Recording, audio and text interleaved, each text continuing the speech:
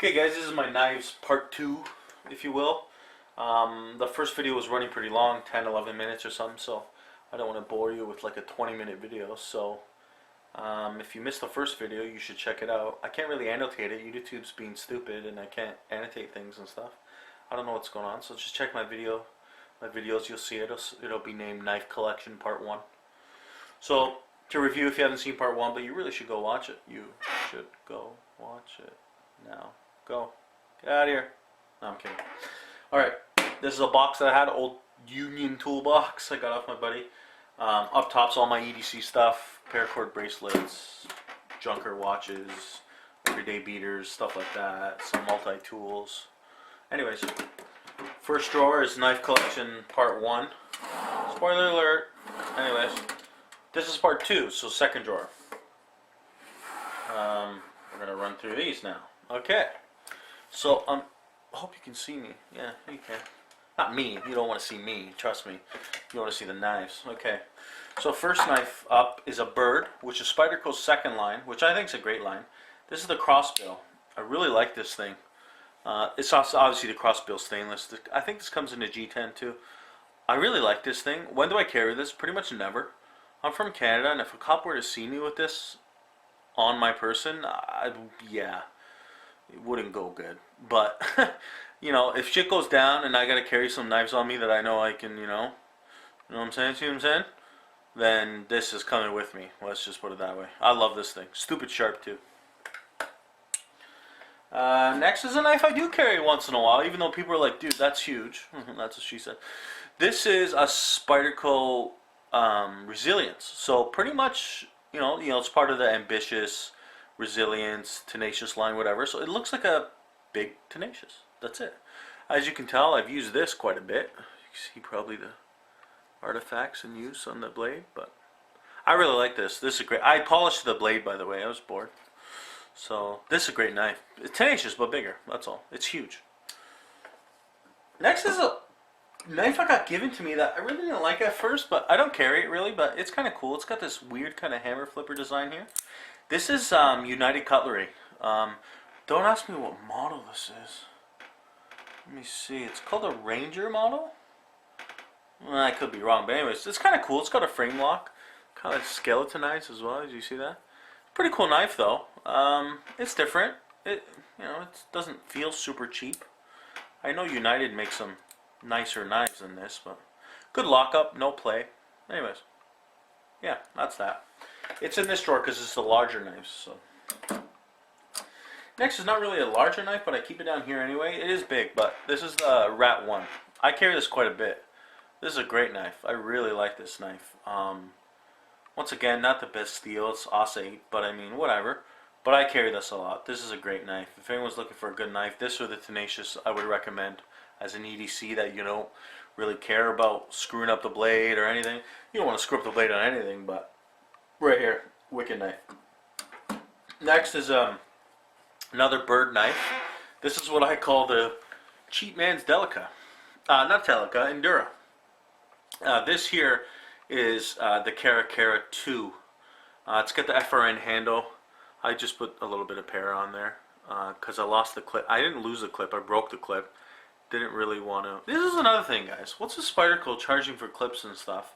Especially when you're a long-time customer and you tell them that. Now, I know you could be bullshitting on the phone, but I remember I called Kershaw once for a torsion bar. They sent me a set of all brand new hardware. Screws, 2 clips, 3 torsion bars. Like, it was for the speed bump, actually. I'm like, wow, no questions asked, no money, they just want an address. Spyderco, I go get a clip, they're like, yeah, it's $9. Oh, you're in Canada? That's another $6 shipping. Holy shit, I paid $15 for a clip. So when I broke this Caracara one, I didn't even call them, and I said, paracord it is for this. Anyways, cool knife. Obviously a lot cheaper steel. It's not VG10. It's the 8CR, but I put a wicked edge on it, and I like it. It's, like I said, very light. Yeah, I carry this once in a while, not a lot. I don't know why, actually. It's just a great knife, but maybe because it is so light. I like heavier knives. Anyways, that's just me. That's Caracara 2. Cool knife. Next is probably like the best bang for your buck, if you want to call it that. This is a Kershaw Trammer Flipper, spring assisted. This thing's stupid cheap. I paid $12 for this thing, brand new. It's got the stonewash blade. Okay, yeah, it's a Chinese knife and stuff, but I mean, it's just good lockup, good liner lock, great spring assisted um, knife. It's just good. I like it. Cheap. It's kind of big. It's got this weird kind of bend to it, but I don't really carry this a lot. What else do I got? I got this, which is my Rick Hinder X18. Yeah, right.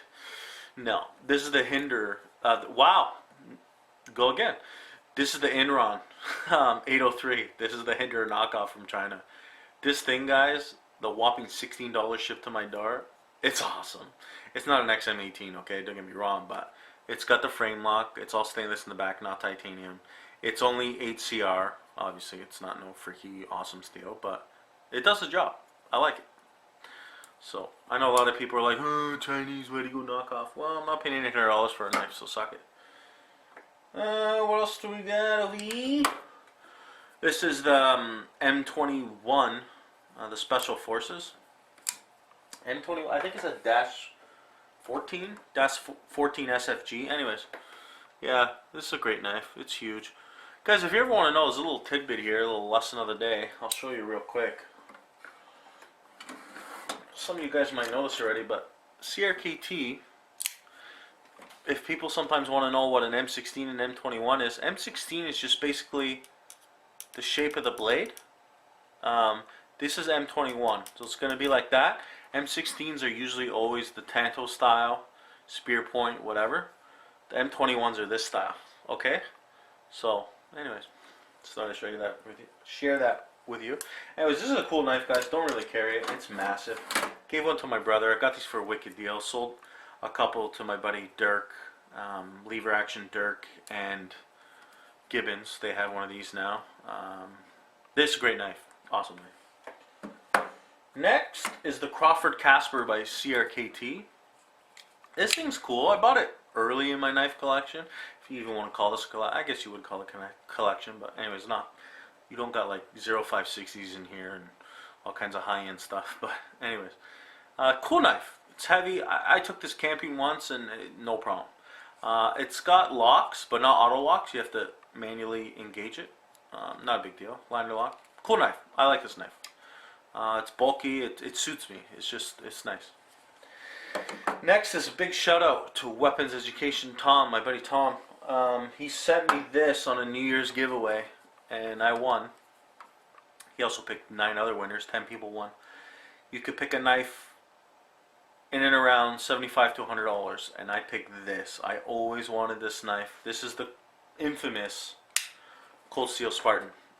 This thing is beast. When do I carry this? You never. But it's freaking beast. I remember taking this to a family barbecue once because I volunteered to do the actual cooking. I'm like, yeah, no problem. I'll do the cooking, whatever, right? Because Italians, we eat all day. And I broke this out to cut the sausage so it would cook evenly throughout the sausage on the inside, and people lost their shit. They're like, Rob, we know you like knives, but come on, really? What is this, 300, the movie? It's just, this is a honking knife. It fits my hand so well. It's just, when do I carry this? Never, okay? I'd go to jail. It's Canada. Yeah, I'm not getting into that.